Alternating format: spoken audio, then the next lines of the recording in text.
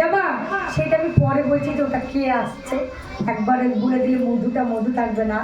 তখন গদাধর বলেছিল আগের জন্মে যে প্রভু তোমরা তিনজন চলে যাবা, আর ভগবান ছাড়া ভক্ত কি করে থাকে, আমাদেরকে নিয়ে চলো প্রভু, আমরাও তোমার সঙ্গে থাকবো। কিছু করতে না পারি, হরি নাম তো করতে পারবো।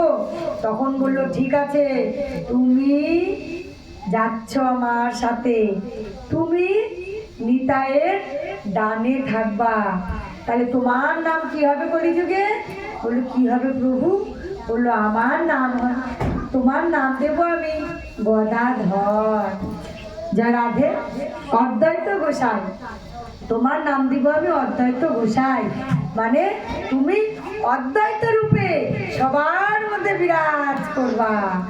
তখন আর একজন বলে উঠলো তাহলে আমি কি দোষ করলাম প্রভু? আমি কি দোষ করলাম যে আমাকে ছেড়ে চলে যাচ্ছ? তার মানে আমি কি তোমার পরম ভক্ত না? ওই তোমার পরম ভক্ত হলো যে তুমি ওকে নিয়ে চলে যাচ্ছ, আর ওর নামও দিয়ে দিলা তুমি অদ্বৈত মহাপ্রভু। তাহলে আমি কি দোষ করলাম? বললো ঠিক আছে, তোমাকেও আমি নিয়ে যাব, তুমি কলিযুগে পূজিত হবে, তুমি রাধারানীর বামে থাকবে, আর তুমি পূজিত হবে শ্রীবাস রূপে। তোমার একটাই কর্ম থাকবে, তুমি এই জগৎবাসীর মনে হরি নাম বিলাবে। জয় জয় শ্রী রাধা।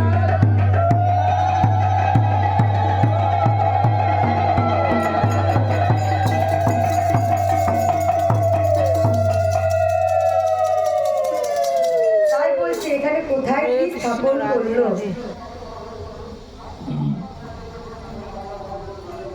শ্রীবাস প্রভৃতি যারা ঈশ্বরের ভক্ত তারা, তাহলে শ্রীবাস প্রভৃতির যারা হয় তারা ভক্ত প্রভৃতির হয়।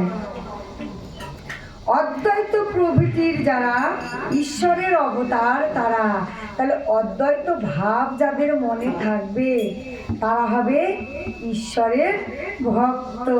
তাহলে আমরা ভক্তের মধ্যে কাকে দেখতে পাই? অদ্বৈতকে দেখতে পাই। অদ্বৈত হলো ভক্তের ভক্ত, শ্রেষ্ঠ ভক্ত, সেই হলো অদ্বৈত অবতার রূপে। নিত্যানন্দ প্রভৃতি যারা ঈশ্বরের প্রকাশ তারা, যারা নিত্যানন্দ পরিবারে বাস করে তারা ঈশ্বরের প্রকৃতি অবতার। গদাধর প্রভৃতির যারা ঈশ্বরের শক্তি তারা। এবং বন্দনা করি শ্রী চৈতন্য দেবকে, যিনি